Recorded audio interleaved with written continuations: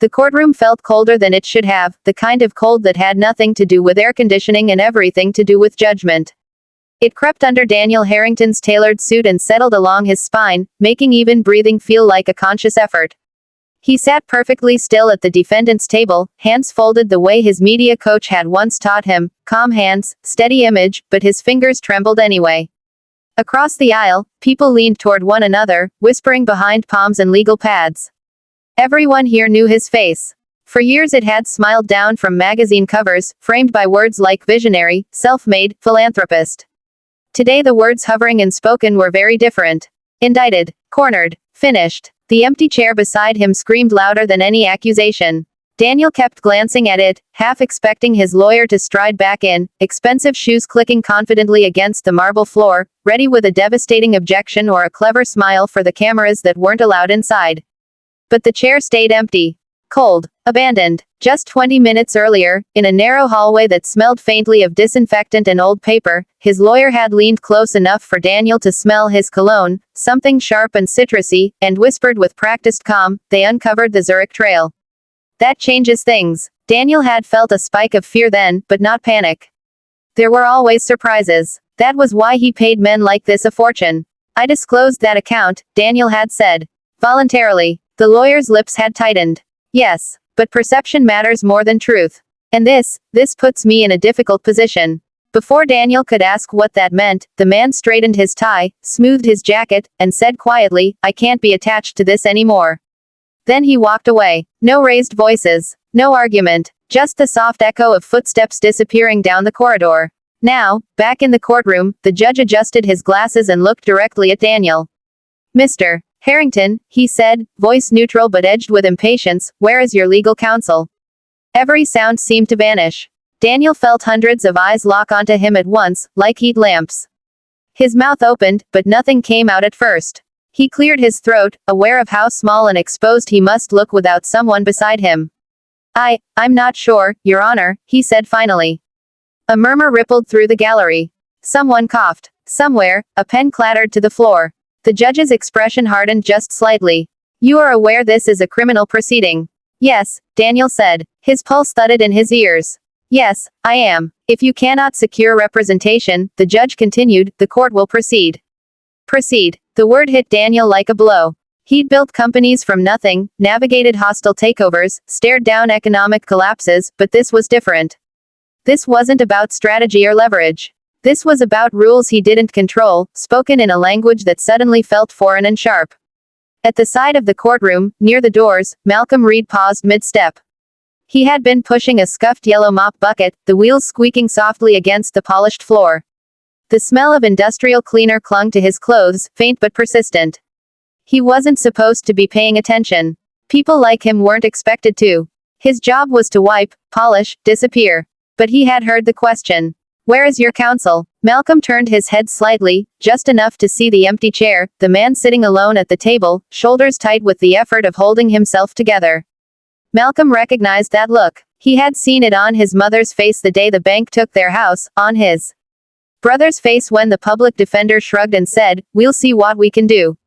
For weeks, Malcolm had overheard fragments of this case while cleaning late at night. Courtrooms had a way of holding on to words long after people left. He'd read discarded printouts, glanced at headlines left behind on benches. He knew enough to know this wasn't simple. He also knew enough to recognize a setup when he saw one. His heart started to pound. This was not his place. He told himself that firmly. He was a janitor, a background figure, a man with student loans and a father who needed medication and no room in his life for trouble. Still, his feet refused to move. The judge exhaled, clearly ready to continue, when Malcolm heard his own voice cut through the room. Excuse me. The word echoed, thin and fragile, but it was too late to pull it back. Every head turned. The bailiff's hand twitched near his belt. The judge's eyebrows drew together. Daniel looked over, startled, his eyes searching the stranger in the work uniform standing awkwardly near the aisle. Malcolm swallowed and stepped forward, leaving the mop bucket behind like an abandoned thought. I will help you, he said, louder now, the words steady despite the rush of blood in his ears. A few people snorted softly. Someone whispered, is this a joke? The judge leaned forward. And you are Malcolm Reed, he said. I work here. He hesitated, then added, and I studied law. That earned a ripple of disbelief, thin laughter that bounced off the high ceiling. Malcolm felt it wash over him, the familiar burn of being dismissed before he'd even finished speaking. This court is not a stage, the judge said sharply. No, sir, Malcolm replied, meeting his gaze. And I wouldn't be standing here if I thought it was. Daniel rose slowly from his seat, heart racing. He studied Malcolm's face, earnest, tense, lined not with arrogance but with resolve. There was no calculation there, no hunger for cameras. Just conviction. Your Honor, Daniel said quietly, my attorney has abandoned me. I don't have anyone else. The judge's eyes flicked between them. Time stretched. Finally, he addressed Malcolm again. You understand, he said, that representing a defendant in this court carries responsibility. You will be held to the same standards as any licensed attorney. Yes, Malcolm said. His voice shook now, just slightly, but he didn't look away. I understand. Another pause. Then the judge nodded once. Very well, Mr. Reed, you may take a seat at the defense table. A collective breath seemed to leave the room. Malcolm walked forward on legs that felt strangely light, aware of every step, every stare. He sat beside Daniel Harrington, close enough to hear his uneven breathing. For the first time since morning, Daniel didn't feel completely alone. The prosecutor rose with a confidence sharpened by habit, smoothing his jacket as if the courtroom were already his. He cast a brief, dismissive glance toward the defense table, his lips curling when they landed on Malcolm Reed, work boots still dusted faintly with cleaning powder, legal pad resting on his knees instead of a leather briefcase. Your Honor, the prosecutor began, before we continue, the state must object to this arrangement. The judge lifted a hand. State your objection. This individual is not retained counsel. He is courthouse maintenance staff. A pause, perfectly timed. Allowing him to participate undermines the seriousness of these proceedings. A few quiet chuckles rippled through the gallery. Malcolm felt heat rise in his neck but forced his shoulders to stay relaxed. He'd heard worse in classrooms where he'd been the only black student, worse in hallways where professors assumed he was lost. He stood slowly. Objection. To character framing, he said. And relevance. The prosecutor blinked, clearly not expecting that phrasing. The judge's eyes sharpened. On what grounds? On the grounds that my job title does not determine my competence, Malcolm replied. And because the state is attempting to bias the court before presenting facts. Silence fell, thick, surprised silence. The judge nodded once. Objection noted. Proceed with the substance of your case. The prosecutor's jaw tightened. He turned back to his notes, launching into a practiced narrative of shell companies, foreign accounts, and intentional deception. He spoke smoothly, like a man reciting a story he'd told many times, one he expected everyone to accept. Malcolm listened closely, pen moving in short, precise strokes. When the prosecutor introduced a financial document as evidence, Malcolm rose again. Objection, he said. Chain of custody has not been established. The prosecutor scoffed. The document was obtained through a lawful subpoena. That addresses legality, not custody, Malcolm replied evenly. Who accessed it, when, and how it was stored before submission. The judge leaned forward. Counsel. The prosecutor hesitated, a fraction of a second too long. We can provide that information. Then do so, the judge said. A murmur moved through the room. Daniel felt something loosen in his chest. It wasn't hope yet, but it was movement, proof the ground under him wasn't completely solidified into a grave. As the hours unfolded, Malcolm's presence shifted the rhythm of the room. He didn't grandstand. He didn't raise his voice. He asked questions, quiet, surgical questions, that forced the prosecution to slow down, to explain assumptions they'd hoped would slide by unnoticed.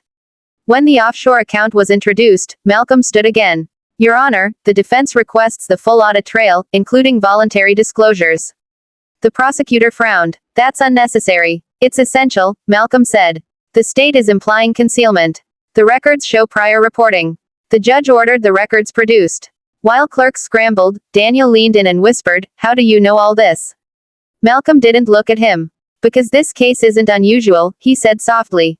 Just better dressed. When the records arrived, Malcolm guided the court through them line by line. He pointed to dates, signatures, compliance forms, details that turned insinuation into something far less dramatic. Intent matters, Malcolm said. And the defendant's actions demonstrate transparency, not evasion.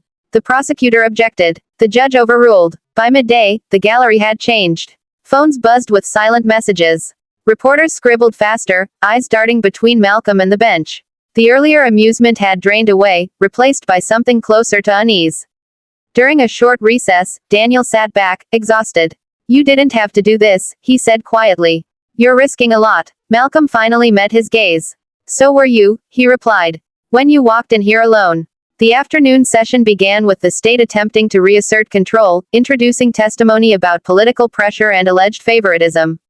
Malcolm listened, then requested to submit an email exchange into evidence. The prosecutor stiffened. We object. That correspondence is peripheral. It's central, Malcolm said. It establishes motive. The judge examined the document, then nodded. Admitted. Malcolm read aloud carefully, his voice steady. The email detailed a request for expedited investigation shortly after Daniel had refused to sell his company to a politically connected competitor. Dates, names, an unmistakable throwline. This court, Malcolm said, lowering the page, must consider whether justice is being served or leveraged. The words hung in the air like smoke. The judge's gavel came down, sharp and final. This court will not be used as a weapon. Gasps broke out. The prosecutor's face drained of color. Proceedings were suspended pending review of prosecutorial conduct. Just like that, the weight that had crushed Daniel all morning lifted, replaced by a strange, dizzy lightness. Outside the courtroom, flashes exploded as doors opened. Microphones surged forward, voices overlapping. Mr. Harrington, is this a victory? Who is your new attorney? Daniel stopped at the top of the steps. For the first time in days, his posture straightened, not with arrogance, but relief. He turned, ignoring the reporters, and faced Malcolm. You saved my life, Daniel said, emotion breaking through his composure. Malcolm shook his head. I didn't save you, he said. I just refused to let them erase you. A week later, the city was still talking, not just about a halted prosecution, but about Malcolm Reed. Law school administrators reached out. Bar associations debated emergency reinstatement. Donations poured into legal aid funds Malcolm had once volunteered with. Daniel paid off Malcolm's student loans quietly, without a press release. He also funded a scholarship in his name. But the real change wasn't in the headlines. It was in the way Malcolm walked through the courthouse now, not unseen, not invisible, but acknowledged. Judges nodded. Clerks smiled. And when he passed the cleaning supplies closet he no longer used, he felt no bitterness. Only a quiet certainty that justice, once in a while, chose the right voice to speak through.